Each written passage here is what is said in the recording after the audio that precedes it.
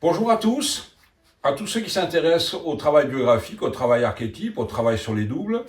Et nous voulons commencer cette séquence avec qu'est-ce qui se passe dans notre biographie quand nous traversons le courant du temps qui peut être très fort entre 18 et 28 ans. L'évolution de la capacité à décider ou à renoncer à une chose, l'évolution des sentiments personnels, un guide pour la route sur des choses. Et je lui dis, mais tu sais pas que tu surveilles, c'est que tu guettes. Il me dit oui. Mon amoureuse est de l'autre côté de la rue, elle fait de la peinture.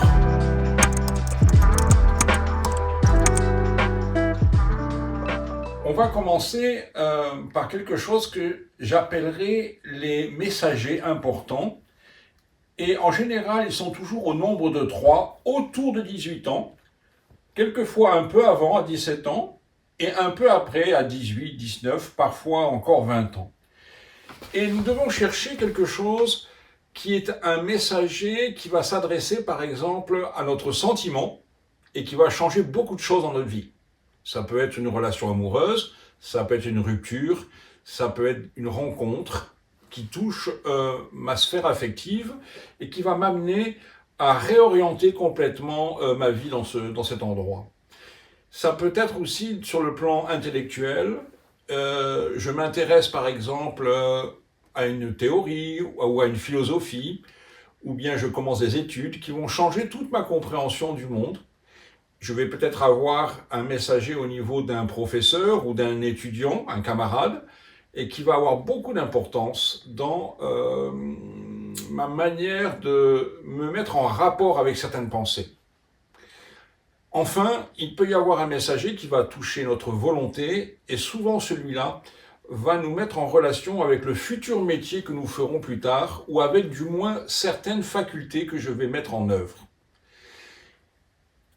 Et la question qu'on doit se poser de manière concrète, c'est quelles sont les situations messagères qui orientent ou réorientent complètement ma destinée à ce moment-là.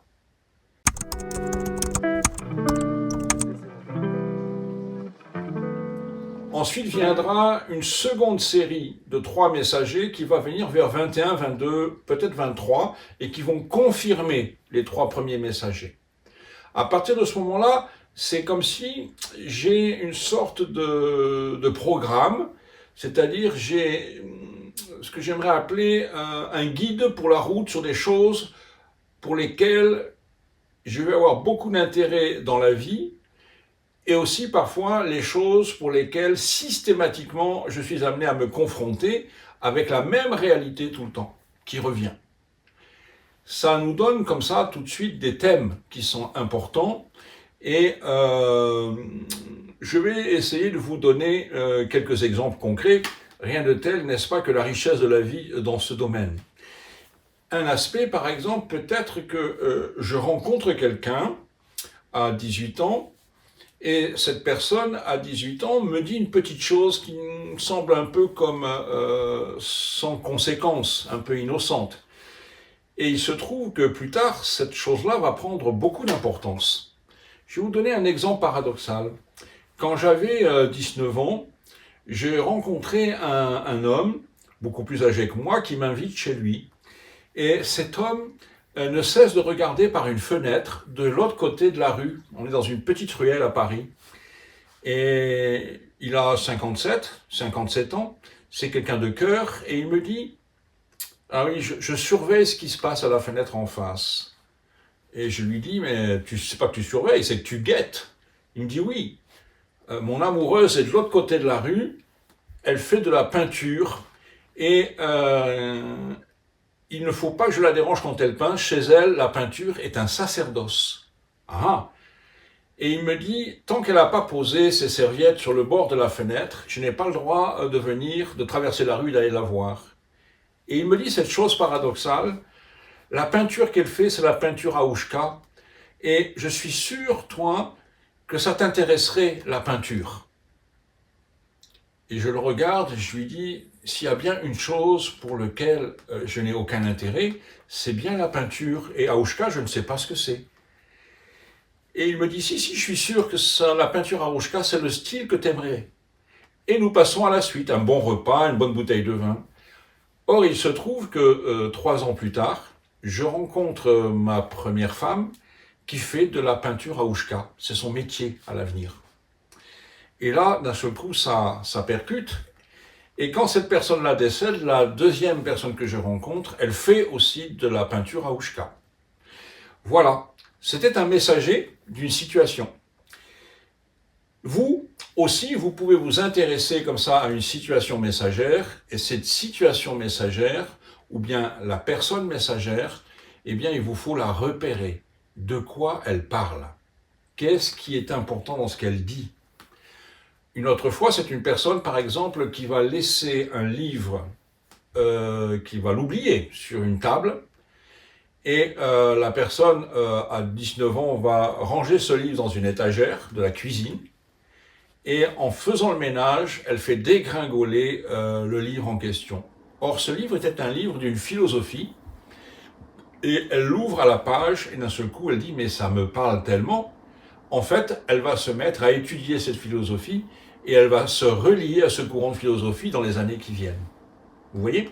La situation messagère est venue non pas avec le messager, mais avec l'objet que le messager a amené.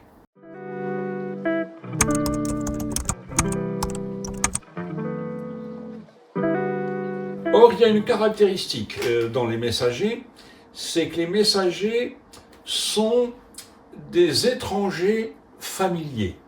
Je vais m'expliquer avec ça. Tout à l'heure, l'homme dont je vous parlais était un étranger que je connaissais un peu, et en même temps, ce qu'il me disait pouvait paraître familier.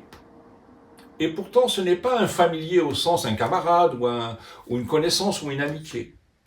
Et donc souvent, nous allons avoir, je dirais, les amis intimes, puis un deuxième cercle avec, je dirais, les gens avec qui nous aimons être en relation d'une manière sociale. Et puis il y a un troisième cercle qui fait partie de ce que j'aimerais appeler les gens que je ne connais pas en fait, et qui s'approchent de la sphère de mes relations. Et là, nous avons un étranger. Or, pour pouvoir normalement accéder à mon être intime, aux confidences qu'on peut se faire entre amis, il faut passer d'abord la zone des relations, puis ensuite la zone des amitiés, et enfin la zone des grandes amitiés. Ainsi, nous pouvons rentrer en confidence, à cœur ouvert, je dirais. Eh bien, le messager, c'est quelqu'un qui est à la périphérie des relations, le troisième cercle, et qui en même temps, quand il cause ou dans ce qu'il amène, qui est souvent paradoxal par rapport à comment je me tiens dans la profession, dans la réflexion, dans le sentiment, eh bien ce personnage est étrangement familier parce qu'il résonne avec quelque chose qui n'est pas ma raison, ma tête. Il résonne au sens qu'il sonne avec le cœur. Et ma tête en général ne comprend rien du tout à ce qui résonne depuis l'intelligence du cœur. C'est donc à la fois étrange et familier. Et quand ça a cette nature-là, eh bien, on peut être certain que nous sommes devant un vrai messager qui est envoyé par le destin, c'est-à-dire que le destin, voyez-vous, je ne le porte pas en moi. Le destin est une œuvre sociale, c'est-à-dire il faut que je rencontre des gens pour que mon destin s'ouvre, vienne à moi. On pourrait formuler ça d'une manière paradoxale. Je cherche mon destin, mais c'est mon destin qui me trouve à travers les messagers. C'est une phrase importante. Et il y a une quête à cet endroit. Et donc le messager, celui qui s'approche de ma sphère, bien, il va avoir différentes manières de s'approcher, de traverser parfois ma sphère amicale. Il peut se faire, entre guillemets, tailler en pièces, parce que mes amitiés naturelles, bien souvent, ne vont pas aimer ce messager. Alors ça crée quelques difficultés jusqu'au moment où il arrive à délivrer son message. À ce moment-là, il fait ce qu'il a à faire, ça peut durer 3 minutes, 3 mois, et ensuite il s'en va. Et je le verrai quasiment plus jamais dans ma vie. Ça, c'est, on pourrait dire, la caractéristique générale des messagers, qui arrivent paradoxalement et qui arrivent d'une manière surprenantes. Et donc le destin, ils ouvrent le destin, ils ouvrent quelque chose où je suis amené dorénavant, petit à petit, à m'orienter dans cette direction, et m'orientant dans cette direction, eh bien, je découvre que je dois développer des capacités que je n'aurais pas imaginé pouvoir développer ou devoir développer, la condition étant que le messager m'ait ouvert ce nouveau chemin. Donc cette notion de destin, elle est importante. C'est ce qui fait qu'entre 18 et 28 ans, on est toujours à la recherche de la rencontre magique, j'ai envie de dire, ou des personnes qui vont comme ça résonner fortement avec soi. Et nous pouvons en avoir de différentes sortes, de messagers bien sûr, mais ceux qui sont paradoxaux, qui sont uniques et qui font date, comme une pierre blanche qui sonne, ceux-là sont importants quand on a 18-19 ans. Et cette période que j'ai appelée tout à l'heure la période Indiana Jones, je vais m'en expliquer.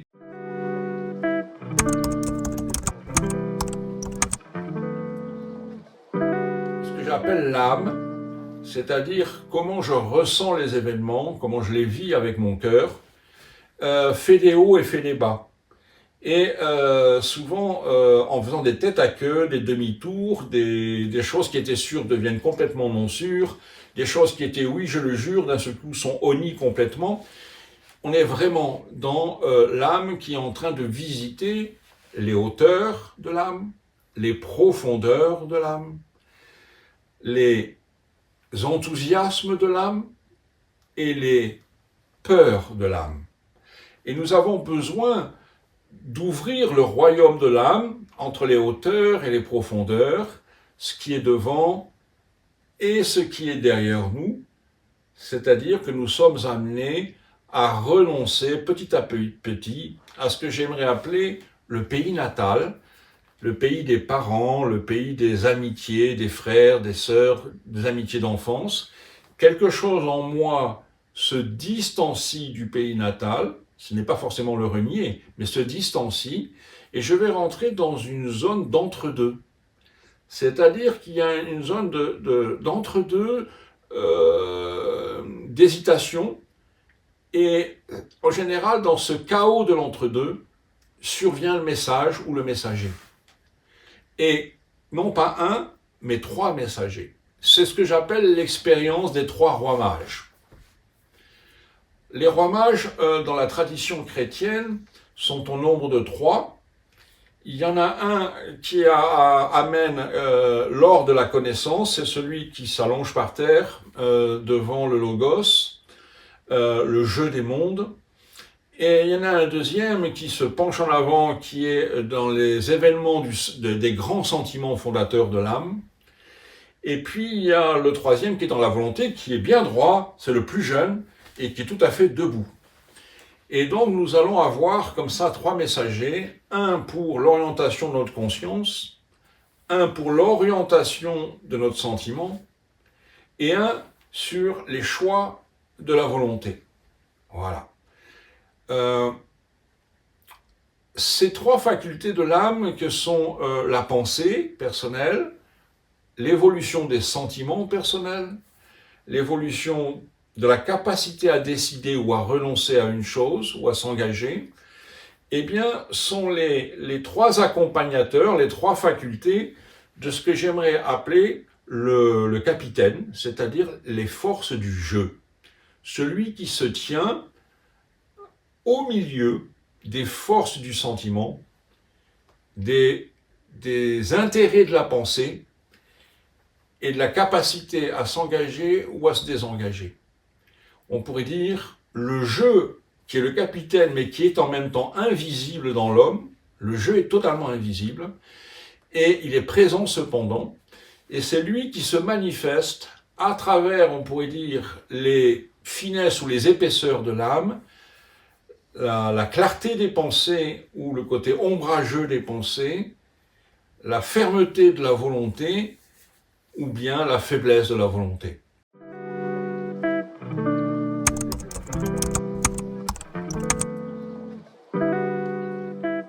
Au moment où nous sommes dans cette jeunesse, va venir une deuxième série de messagers autour de 21 ans qui vont normalement confirmer ce qui s'est passé autour de 18 ans.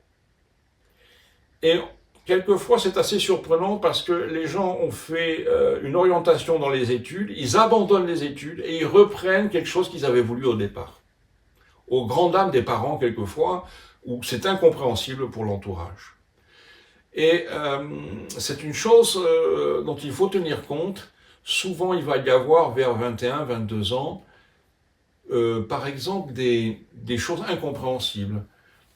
Quelqu'un qui était parti pour faire des études de mathématiques supérieures, pour une raison obscure, le quota de l'école supérieure est fermé, et donc il va faire en attendant, pour l'année prochaine, un métier à côté dans l'immobilier. Et en fait, toute sa vie, il va faire de l'immobilier. Et donc certains échecs à ce moment-là, autour de 21, 22, 23 ans, m'indiquent que c'est pas par là que ça va se passer, mais que ce petit job que je fais, qui a l'air de rien, eh bien c'est celui-là finalement que je vais faire. Et il se trouve que la personne qu'il rencontre dans l'immobilier est quelqu'un qui va être à la hauteur des accompagnements nécessaires dont j'ai besoin. Quelqu'un d'important, parce que c'est lui le messager de la volonté en fait. C'est comment on s'y prend dans ce monde-là. Voilà. Et donc nous avons des messagers paradoxaux, et ces messagers paradoxaux peuvent aller dans le sens d'une réussite ou dans le sens d'un échec momentané. C'est-à-dire une voie qui se ferme complètement.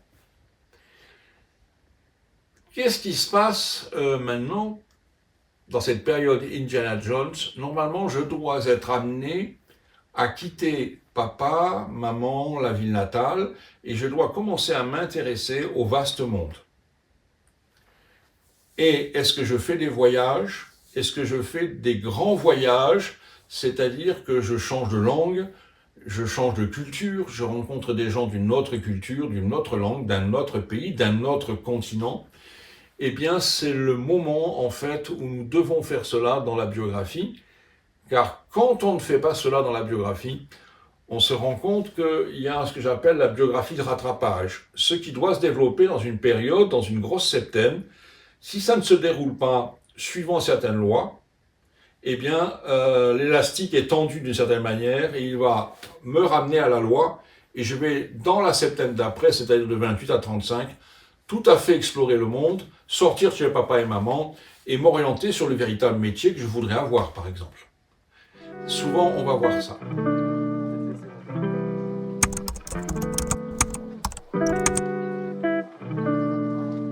C'est qu'il est important ici de voir qu'il y a des choses que je conçois autour de 20, 21, 22 ans et que je peux concevoir fortement, que je vais oublier par la suite, et qui vont devenir en fin de septaine, c'est-à-dire vers 27 ans, 28 ans, ou éventuellement un peu 29, qui vont devenir des événements du destin qui correspondent à ce que j'ai souhaité ou pensé en début de septaine. Je vais vous donner un exemple personnel.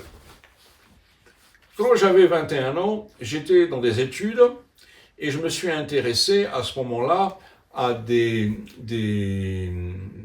groupes qui avaient une mythologie personnelle, et j'ai été amené à travailler dans une institution qui ne recevait que des enfants juifs. N'étant pas juif moi-même, j'étais un goy, c'était la première fois où ils étaient amenés à accepter un éducateur goy. Et donc j'assistais à certaines fêtes, etc., tout ce qui peut se vivre sur un an, et je m'apercevais de la portée aidante et humanisante de ces fêtes et de cette tradition qui était nourricière pour ces enfants orphelins. Et j'en étais arrivé à me dire, il faudrait trouver une mythologie moderne, tout le monde ne pouvant pas devenir juif bien sûr, mais une mythologie moderne qui soit nourricière pour les enfants, pour qu'ils puissent se rattacher à quelque chose de beaucoup plus grand que leurs conditions, mais qui soit véritablement nourricière. Alors je me suis intéressé comme ça à des mythologies premières et à toutes sortes de mythologies, en me demandant, il faut vraiment en trouver une. Ça a été vraiment un axe de recherche important.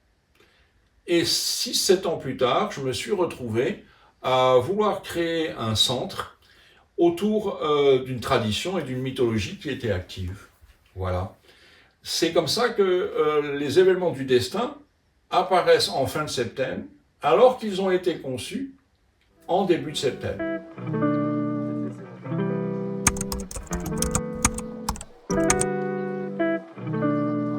Essayez, chers amis, de vous souvenir à quoi votre idéal vous a rattaché vers 21-22 ans et comment vous pouvez rattacher ça comme si le génie de votre destin vous avait montré une forme concrète de ce que vous nourrissiez vers 21-22 ans.